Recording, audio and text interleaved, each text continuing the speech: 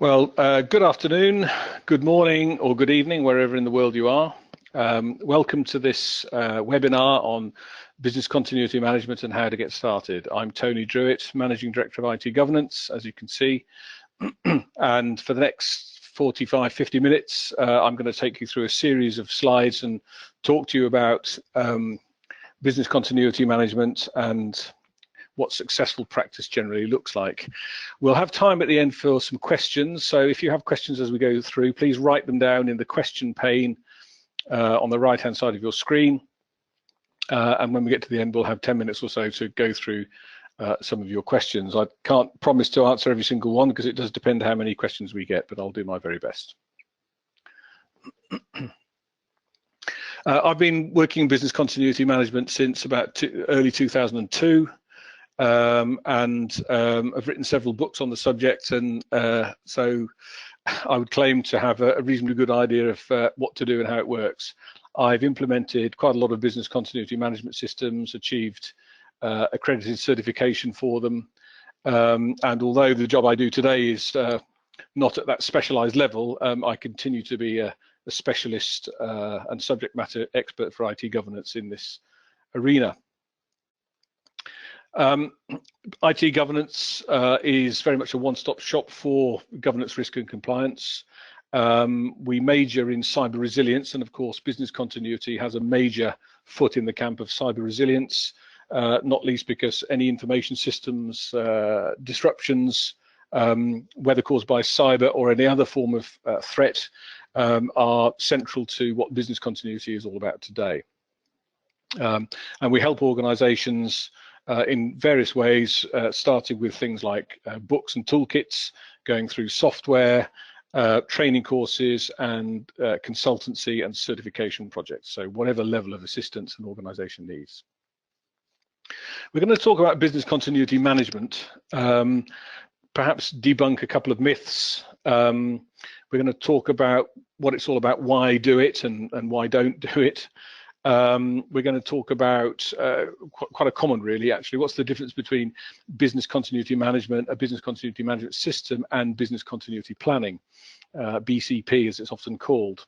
We'll talk about the international standard for business continuity management systems, ISO 22301, and we'll talk about some of the practicalities and considerations and success factors and things like that. To help people with an interest in implementing business continuity properly or in an appropriate way, ideas on what sort of things one needs to do. Business continuity is not that highly taken up yet by organizations.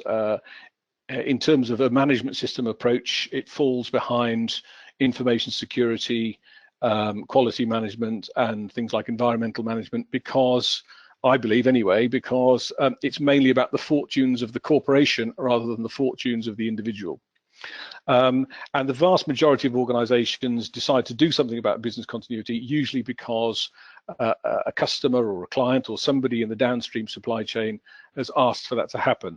Sometimes it might be because a potential investor or an insurer or somebody like that is asking for it, but typically it's in the downstream supply chain. And here are some statistics from a number of organizations, actually only two, because it's Continuity Central and the Business Continuity Institute, but the Business Continuity Institute is a global organization that knows a lot about business continuity and has a lot of information. But look at the top right there, one of the top 5 threats is cyber attack, data breach, unplanned IT. So 3 of the 5 are to do with information systems, and the other 2 are what we might call more physical. Today, things like fires and floods are less high profile, but of course, for all we know, some extreme weather event could be around the corner where we see flooding in the UK, which many people honestly believe we've never had, but yes, it does happen, and we have to remember that even things that have never happened could happen one day.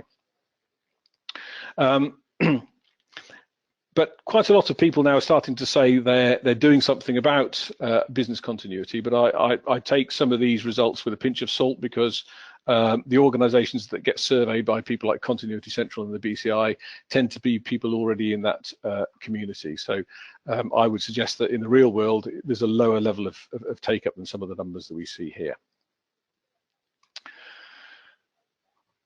In terms of what business continuity management is then, I'm going to reference ISO 22301 throughout this, ISO 22301:2012, which is its proper designation. As you can see there, it defines business continuity management as this holistic management process and so on. And that's a bit of a general and fairly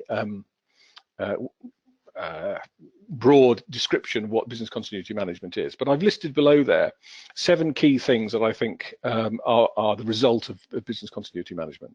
So clearly what most people think of is business continuity plans and incident response plans that are reliable. We know that they will work, we can trust them. That's what people ultimately need for the eventuality, the unexpected eventuality that something goes wrong. Clearly, we need to have people who know how to use those plans. There are too many incidents of people getting business continuity plans out that they've never seen before, and they find it so difficult to follow, they put them down and just follow their instinct. Contingency resources is a really important area. A lot of assumption goes into business continuity plans that contingency resources will be available without any real planning or testing to see that that assumption is valid. So they need to be proven, these contingency resources, as do communication arrangements. Many organizations have got special communication systems to be used in the event of an incident, but they never test them. And then when an incident eventually occurs and they go to use the system, in some cases it doesn't even exist, let alone work properly. Clearly, oh, I've got people who know how to use them twice. I see, that's one for plans and one for communication arrangements. Exercising and testing is important because we can develop plans that we believe to work and people are familiar with them, but if we never try them out, then it's difficult to say that they will, or to be confident rather, that they will definitely work. So having a comprehensive exercising and testing program is an important feature. And something to make sure that all of these things remain fit for purpose, because over time organizations change, people change, environments change, risks change, and experience shows that business continuity arrangements, unless they are kept up to date and actively updated on a regular basis, rapidly fall into a state of being unfit for purpose. So a management system must include processes to make sure that they remain fit for purpose, and that's the management bit of business continuity. So it's all of those things together. A management system is, surprise, surprise, a set of management processes that deliver business continuity management. In a little bit more detail, the plans and arrangements for business continuity and business disruption and incident management, they're based on analysis. They're based on analysis of the risks, because not all disruption risks are unacceptable, some are acceptable. Based on the impact of business process disruption. The actual impact of disrupting a business process will vary from process to process, and it's important that in arriving at recovery arrangements and business continuity arrangements, those are commensurate with the impact of disrupting the business process. There are too many examples of expensive resilience and availability arrangements being put in place for business processes that, if disrupted, actually have very little impact. And the reverse of that is true as well. We also typically analyze business as usual resources, because that predicates what sort of contingency resources might be made available. And it's a useful exercise to see whether the business as usual resources are indeed fit for purpose, and whether they're unnecessary or whether there are gaps and so on. A BCMS is this basis for assurance. In the UK at least, and I'll talk about the UK, we're based in the UK, but actually looking at corporate governance around the world, we find that most corporate governance arrangements are very, very similar to what we have in the UK. Directors of companies really do need to assure themselves that all risks are being appropriately managed, and that includes operational disruption risks. Whether they know it or not, a director, whether they're the sales director or the operations director, if they are actually a director of the company, they do have a responsibility to ensure that all risks are being appropriately managed. And a management system is a very good basis for providing that assurance.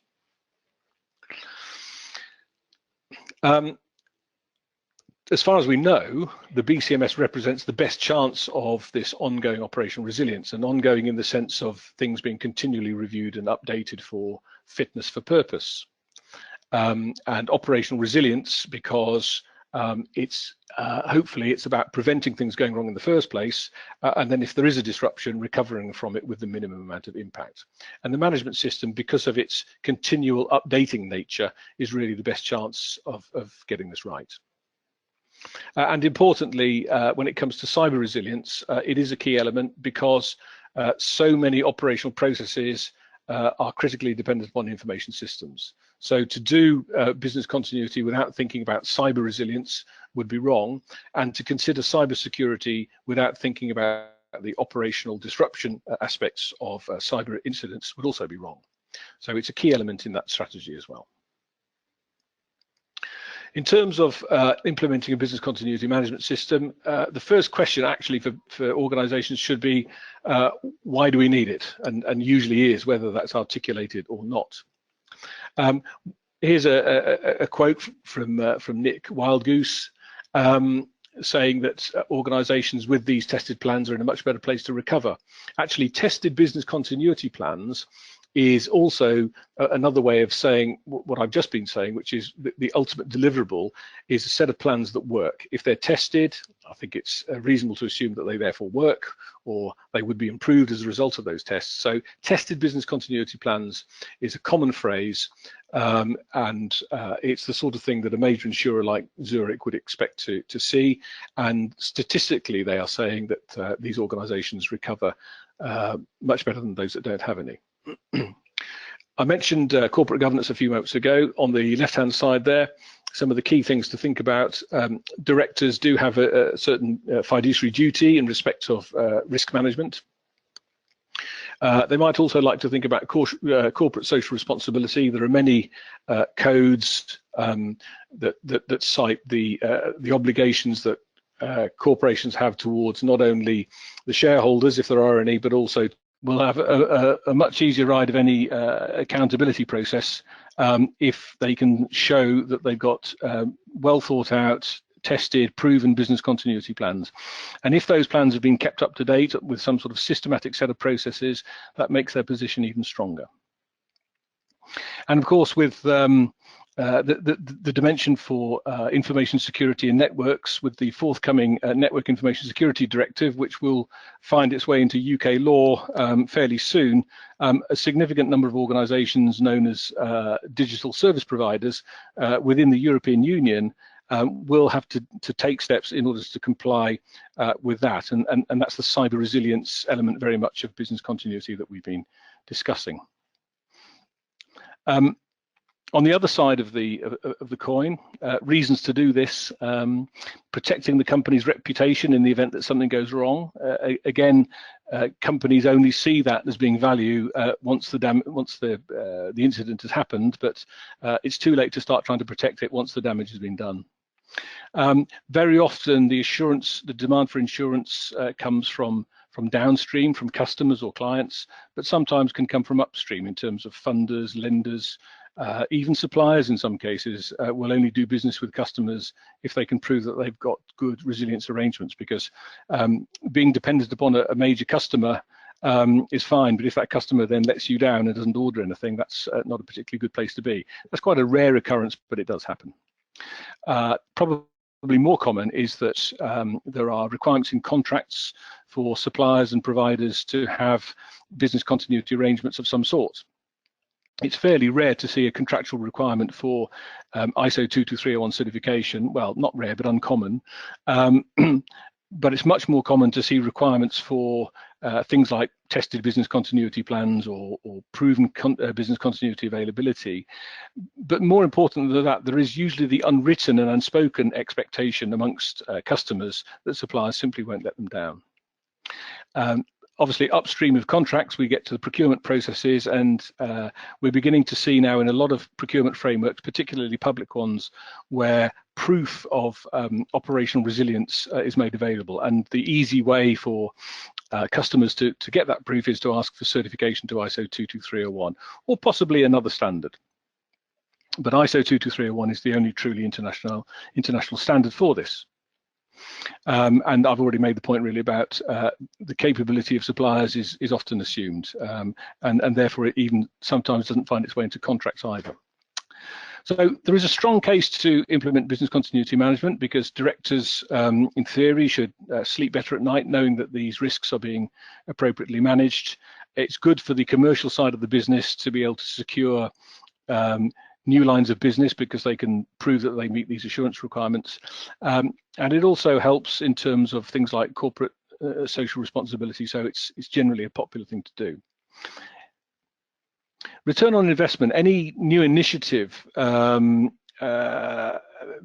organization's management will question, why should we do this? What is the return on investment? Because to implement any set of business continuity arrangements, be it some plans or a fully blown business continuity management system, obviously does require some investment. Return on investment does exist, but it's harder to show, I would say, than with some other forms of investment, such as investment in automation, for example. But there are some things to think about. In the event something goes wrong, we can expect faster recovery, and therefore the cost of disruption is going to be lower. Again, if people's mindset is that that's fine, but it won't happen to us, well, that's not the easiest argument to win in the world. It's quite common through a systematic implementation of business continuity arrangements to identify current risk controls which are either ineffective, not good enough, or unnecessary.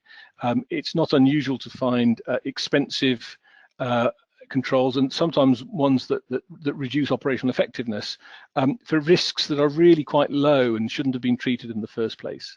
And at the same time, to find other risks, disruption-based risks that have virtually no control over them whatsoever, and they are horribly unacceptable, and sometimes organizations find this to their cost. It can also be the case that business process improvement is catalyzed by doing business continuity management, because it includes this process called business impact analysis, which we're going to touch on in a moment. Actually identifying what really goes on in business processes can be an enlightening process, and unless one embarks on the business of analysing it in the first place, very often some of the inefficiencies and vagaries of business processes remain undiscovered. There is also a growing interest amongst insurers for business continuity arrangements, because where people are buying business disruption insurance policies and covers, the insurers naturally have an interest in minimizing their exposure, and therefore they're often willing to reduce insurance premiums on the basis that organizations need a lower indemnity limit for business disruption scenarios. So it's not a straightforward mathematical return on investment calculation that one can do, but there are a number of elements to it. We need to think about why business continuity management isn't growing in the way that other frameworks do. I've already mentioned some of these factors, but with only 3,800 recorded certifications during 2016, there's probably a figure available for 2017. I shouldn't be surprised. But other standards such as ISO 9001 and ISO 27001 will probably be in the order of 10 times that or more. And again, I think part of this is because business continuity management is largely about the fortunes of the corporation as opposed to the individual, whereas information security, for example, takes in data protection, personal information, and so there's much more interest broadly in something like that. And of course, business continuity plans, they don't guarantee anything. They don't eliminate any disruption or resulting impact. And to a limited extent, all business continuity plans have something wrong with them. You can't possibly guarantee or predict every single permutation of what could happen. And so you can't eliminate the disruption, but you can optimize the recovery from it. So there's always likely to be some residual impact, even with a good BCMS in place. As I've already mentioned, the return on investment is quite hard to quantify. It's a matter of principles as opposed to numbers. And as I've also said, there is this common mindset amongst many people running businesses, sometimes at surprisingly senior levels, that it won't happen to us. I've even come across people to whom it has happened previously, and their mindset is still, well, it won't happen. It's happened once, so it won't happen again. And it makes it a challenge. And this has to be one of the key reasons why business continuity management is not as widely adopted as things like information security and quality management. I've made the point about it being the interests of the organization or the corporation versus the individual, and business continuity isn't really about personal assets at all. And very often customers and clients just assume that their suppliers have good resilience, and they therefore just assume it. They don't ask. Some do, but it's probably only 5% or so of organizations that ever ask their suppliers what arrangements they've actually got in place. So it's not all plain sailing. Now, business continuity plans, of course, are a more commonly understood thing. And ISO 22301, referring to that international standard again, defines business continuity plans as these procedures. They're for guiding the organization in terms of the response and the recovery. And they go on to say that we need to think about resources. Yes, all of that's correct. Another way of putting it down below is that, I beg your pardon, the other features of that, I should say, are that ISO 22301 assumes activity resumption as the only, or almost the only, response to a disruption. In many cases, resuming the activity isn't viable. It is for information processing type businesses, but for example, in the case of specialist manufacturing, it may not be, because there isn't a spare factory somewhere that makes whatever we make, and we can't just walk along to that the next day and carry on producing product. The systematic approach to this requires predefined levels of activity, because in working out the importance of recovery and what you can live with by way of a business continuity plan, you really need to decide what level of or acceptable level of activity you can live with in the event of a recovery scenario. And the standard talks about critical business functions. How do you determine what critical is? And this links into the risk-based aspect of ISO 22301 and many other approaches to business continuity as well. Deciding what is a critical business function is often done intuitively, and sometimes, bluntly, that gives the wrong result. People think things are more important than they are, and they think other things are less important than they are. Further on business continuity planning, just a quote from ISO 22301 there, just to make the point again that it's talking about procedures for responding to and recovering from incidents. These are some of the key bits of or elements of business continuity planning that the standard identifies. Obviously, detecting incidents, warning people, communicating, because not all incidents start with a big bang or flash and the lights going out. Some develop, such as in the example of pandemic illness, situations develop, and the first thing that happens is that you detect it happening rather than experiencing any direct organizational impact. So processes for warning people, for communicating and escalating, and reaching a point at which a decision might be made to activate some sort of response.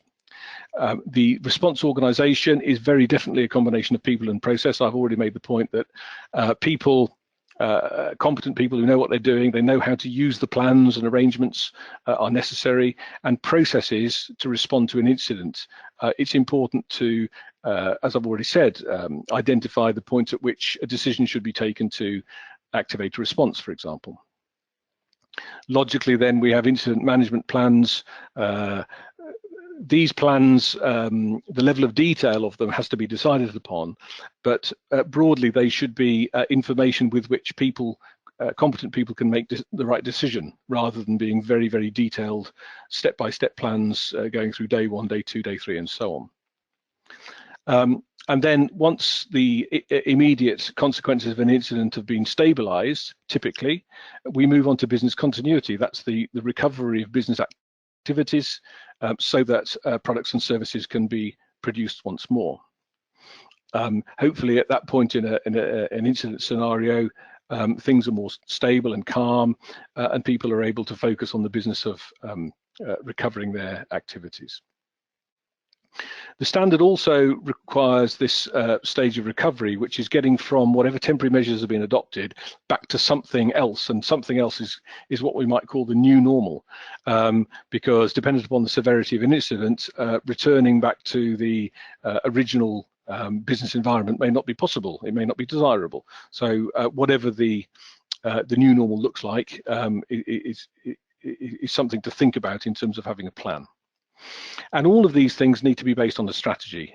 Typical examples of this are that information processing type businesses can usually recover their activities directly because all they really need is the information and the systems, and those are quite easy to replicate. However, in some scenarios, they may not have the people available. So there probably needs to be a strategy that deals with the loss of human resource, for example. In other things like specialist manufacturing, it's unlikely that there would ever be a spare factory or a spare machine or whatever it might be that does this specialist process, and therefore being able to recover the activity directly may not be the desirable strategy. It might be more sensible to do things like outsourcing the production of the item, for example. So these are all elements of business continuity planning, and more of this. We already mentioned people and process, so having defined roles with attendant responsibilities, people who know it's their job to do this in the event of an incident, and that they understand what their responsibilities are, and that it's clear amongst the team of responders, if there is a team, who does what, so that you don't have people duplicating things and you don't have gaps. The response process that I've already mentioned, having a clear and obvious way of activating the business continuity response. There are a few examples of where it was unclear as to whether people were authorized to activate the response, or indeed what activation actually looked like. So just making that clear is useful and sensible.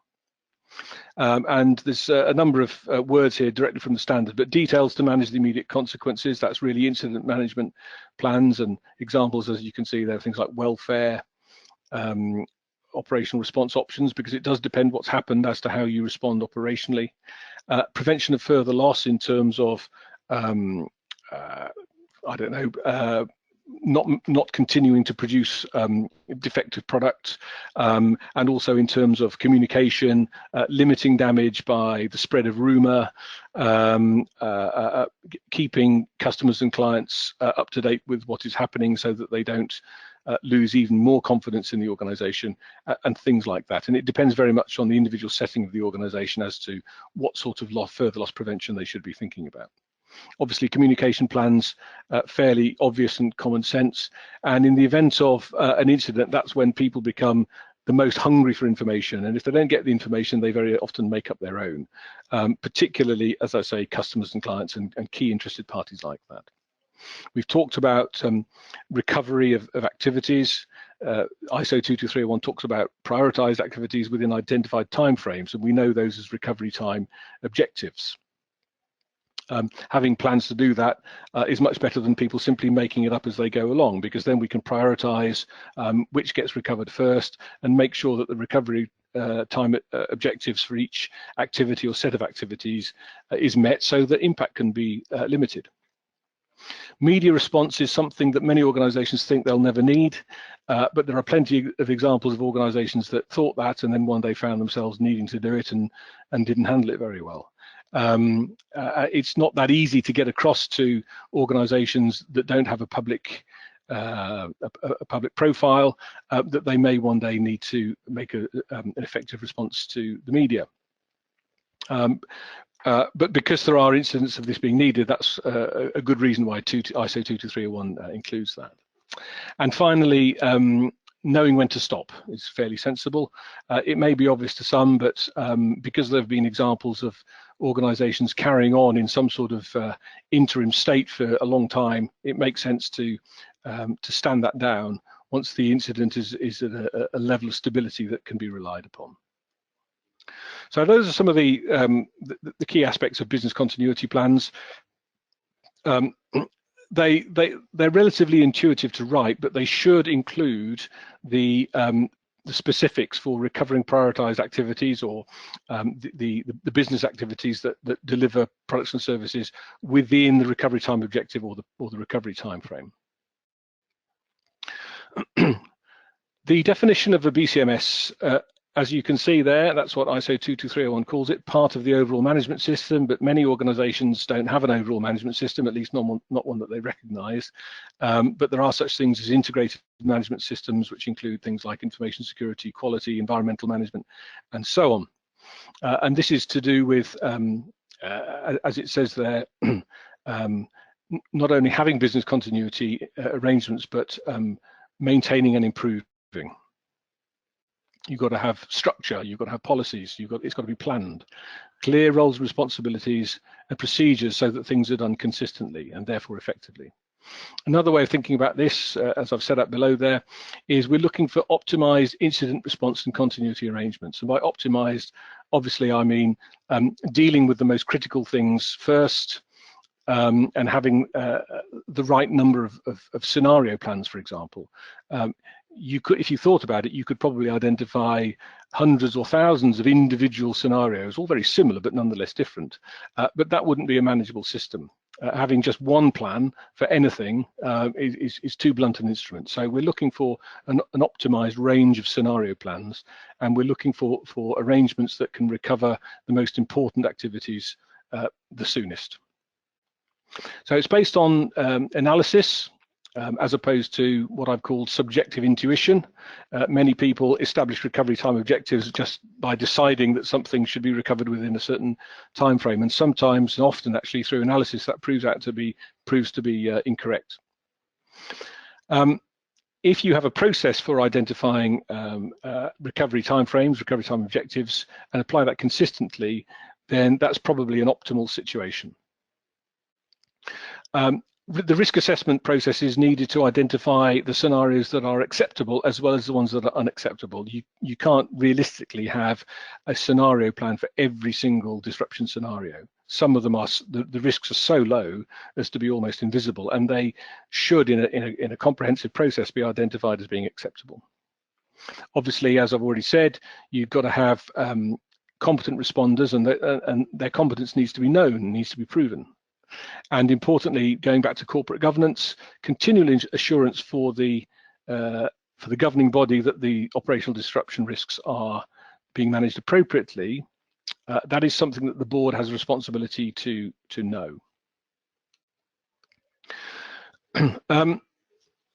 So in terms of how to do this, what makes sense, what works well, is a cross-functional team, because getting representation from across the organization has proven itself to be the most successful and quickest way of getting an effective set of arrangements.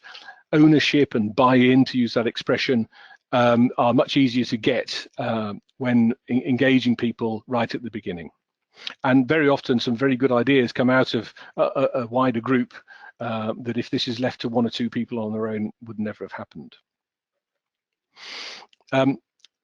As I've said before, there could be several scenario-based plans, and the risk assessment is the thing that really identifies the unacceptable risk scenarios that those plans should be based on. The cross-functional team is a great way of getting the best level of collaboration. And there are some examples of the sort of things where collaboration works.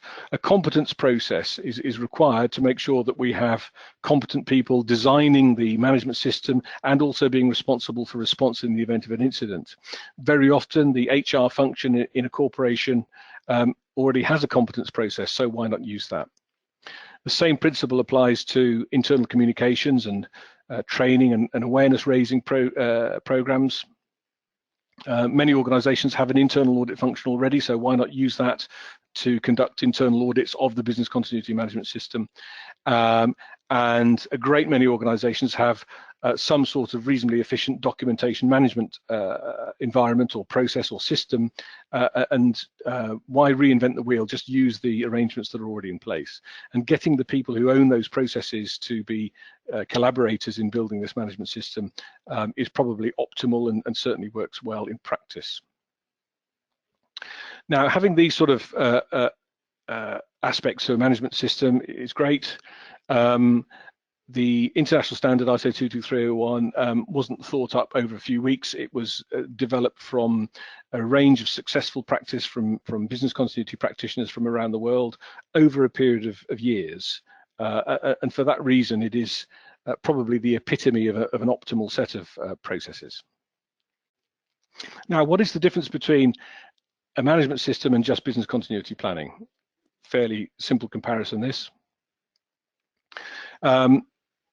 The BCMS, based on analysis of disruption risks and analysis of the impact of disrupting business processes or activities. With the straightforward business continuity planning approach, the recovery priorities for activities tends to be based on guesswork, or more politely on intuitive estimates. In a management system environment, there is regular testing and proving of capability. With a more conventional BCP environment, there might be the odd test from time to time, but there's no program for it, and so tests only get done if somebody thinks of it and if everybody's available, and so typically they remain untested. And of course, rapidly they become unfit for purpose because the organization changes and the arrangements are no longer appropriate. The management system approach deals with that through regular review and maintenance and management of the of everything, whereas the business continuity plans maybe not can become outdated, but I should say do become outdated quite easily.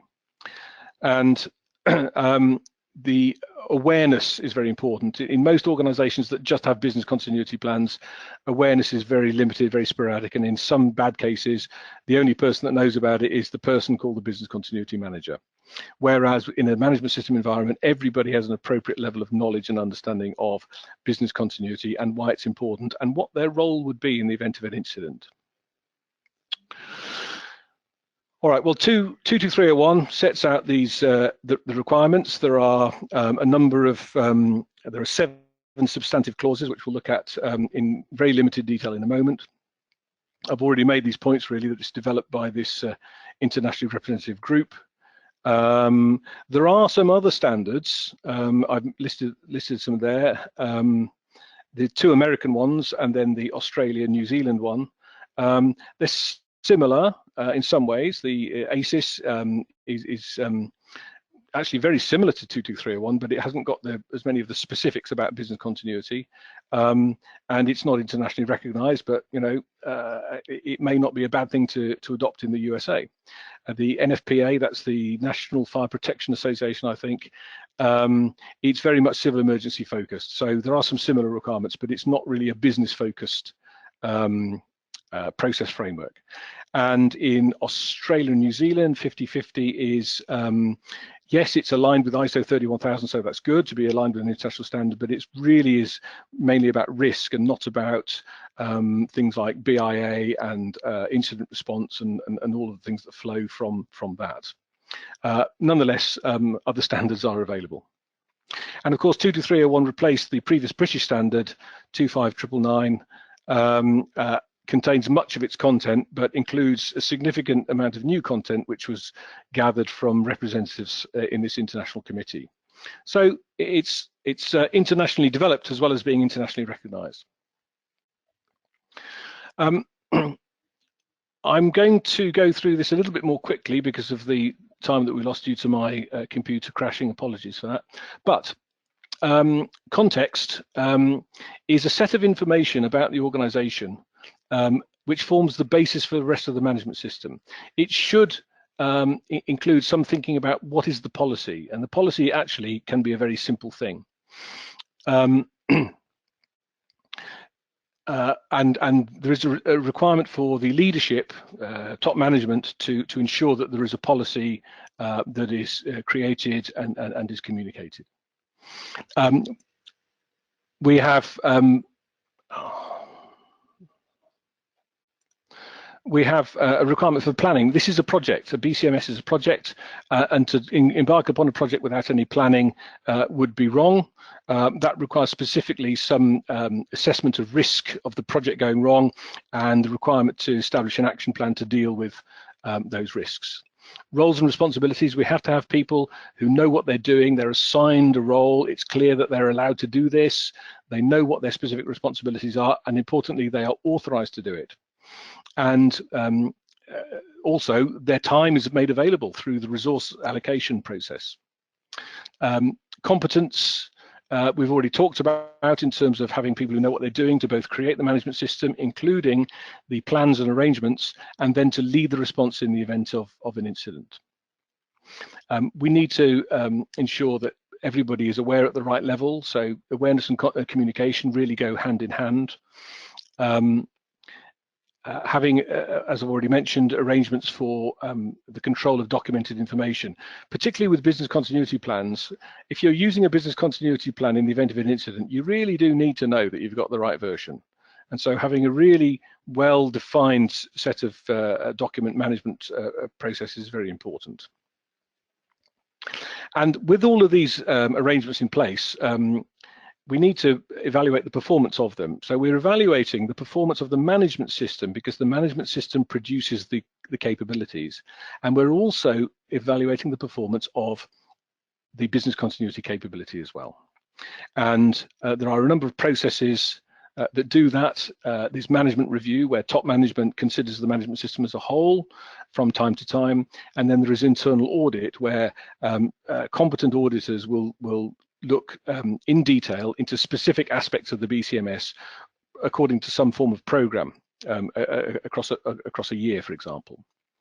That evaluation would include looking at business continuity performance as well. Now, of course, it's difficult to test actual business continuity performance unless you have an incident, and we're not going to set fire to the building just to try it out. So the nearest we can usually get to that is through exercises. But in the event of a real incident, there is a requirement to document and record what goes on so that that can be treated as part of the performance evaluation as well. The specific, some of the specific processes, business impact analysis, the exercising and testing, and the review of business continuity procedures. Those are some of the features of ISO 22301 compared with other ISO management systems. Here are the 7 clauses. So the context is the set of information about that forms the basis of the management system. There's a set of things that need to be done by the leadership to ensure that the BCMS is sustainable. There's the planning that I mentioned, which is mainly about dealing with risks and also establishing business continuity objectives and plans to achieve them. The support items I've mentioned, from communication through to awareness and the provision of resources. Operation is the most business continuity specific because it includes risk assessment, business impact analysis, business continuity strategy, and then business continuity plans or procedures. And that's probably the most comprehensive or resource intensive part of the program. The check and act bits following the plan, do, check, act cycle, management review, the performance evaluation is really part of checking. For me personally, testing and exercising is part of checking, but the standard puts it in doing. It doesn't really matter. And then if the checking process determines that the things that could be made better, we go into act, which is continual improvement and dealing with non-conformity and corrective action. So there are those 7 sets of processes in clauses 4 to 10. I won't discuss these because of the lack of time now, but we will be sending these slides out to people who have attended the webinar, so you can look at this later on. This is a 9-step approach to doing implementation. It's not following the 7 clauses of the standard. These are implementation steps. And as I say, we'll be sending these slides out so you can have a look at these later on.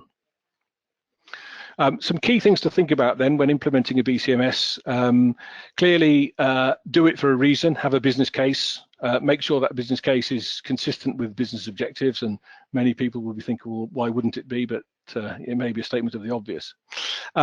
commitment from top management needs to be sustainable. Many organizations decide to implement a management system just for a particular opportunity, such as a potential contract, and then drop it if they don't win that. Okay, we accept that that happens, but it's not really the best basis upon which to embark on something like this. Because if one opportunity comes up for which, for example, certification to ISO 22301 is required, if that opportunity is not won, surely there will be others. So sustainable commitment is really the right way to go.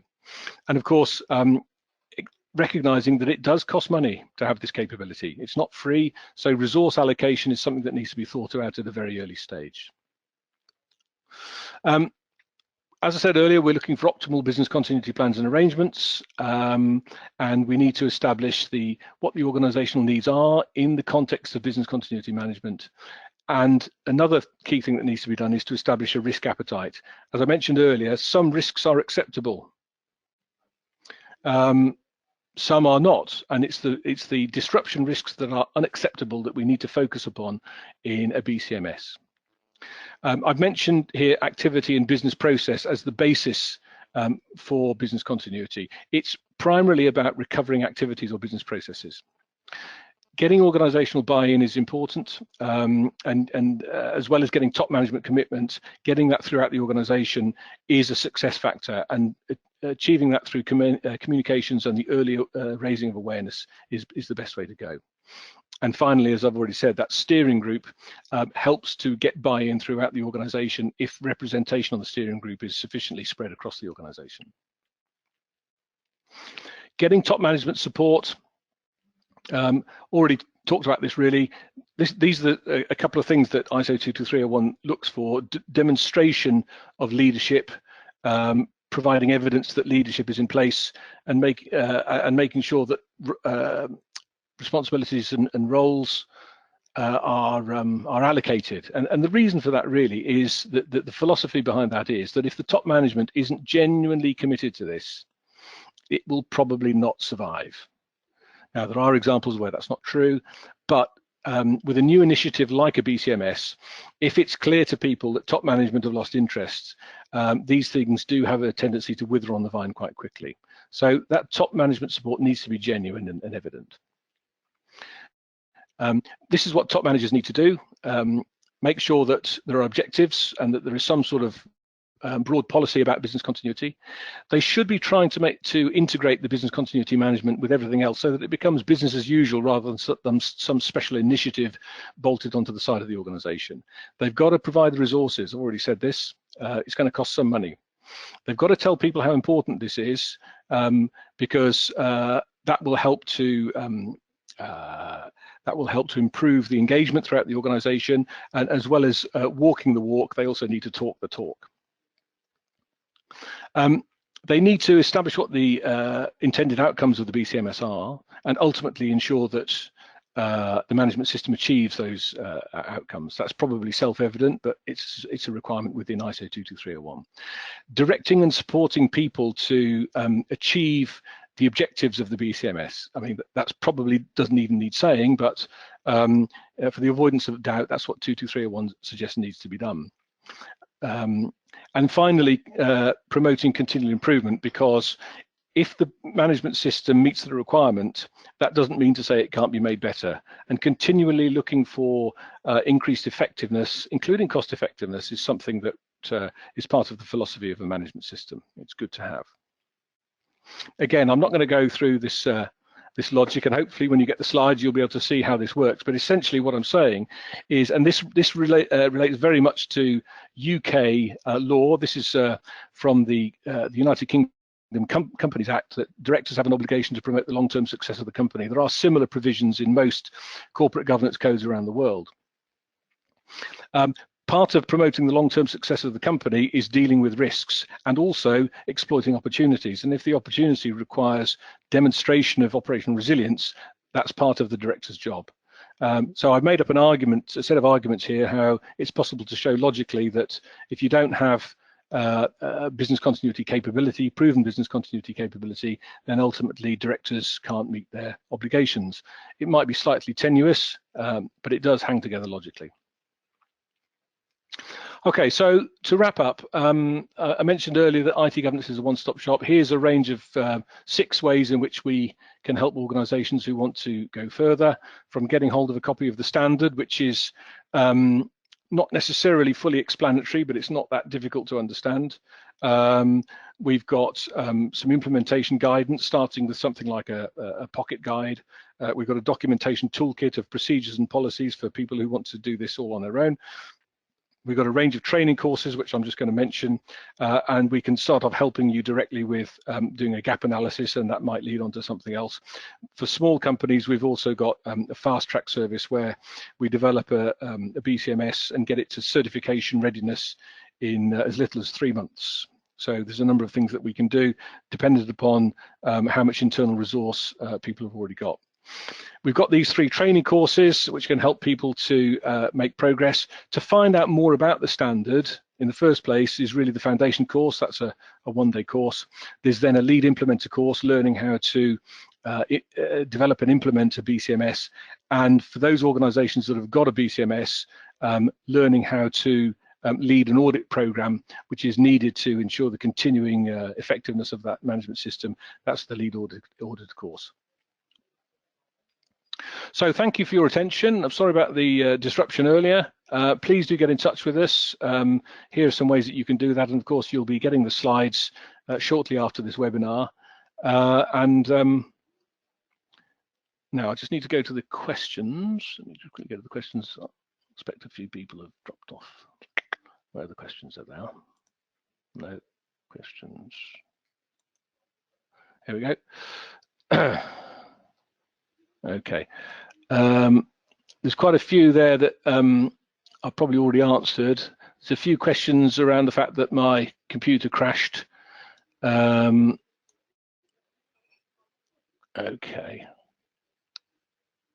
Yeah, okay, I'm just looking through. Oh yes, there's a question here about certification. What's involved in certification? Well,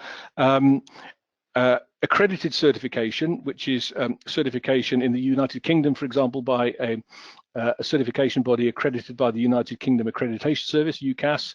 There are equivalent accreditation bodies in something like 37 jurisdictions around the world, so it doesn't have to be a UKAS accredited certification body.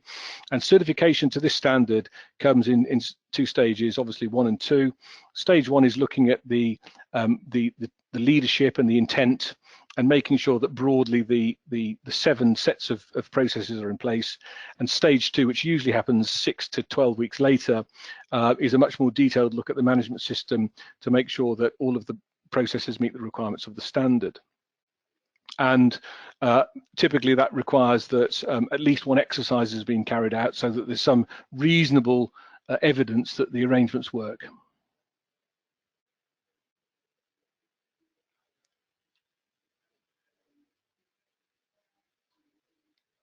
Okay, and I realise that we've gone way over because of the disruption. I'll just answer one more question here. Let me just select one here. Okay. How do you go about doing a business impact analysis? There isn't enough time for me to answer that question in detail here, but there are various guides available about business impact analysis, and in fact the next webinar that we're going to do will look at business impact analysis in more detail. So I hope that's an acceptable answer to the people who've asked that question. All right, well, because we've run on massively, and again apologies for that, I'm going to close the session now. Thank you for your attention. Please do get in touch with us to find more information. The next webinar will be taking place on the 3rd of May, and that's going to include business impact analysis. So I look forward to speaking to some of you then. Thank you once again for your attention, and good morning, good afternoon, or good evening, wherever in the world you are. Goodbye.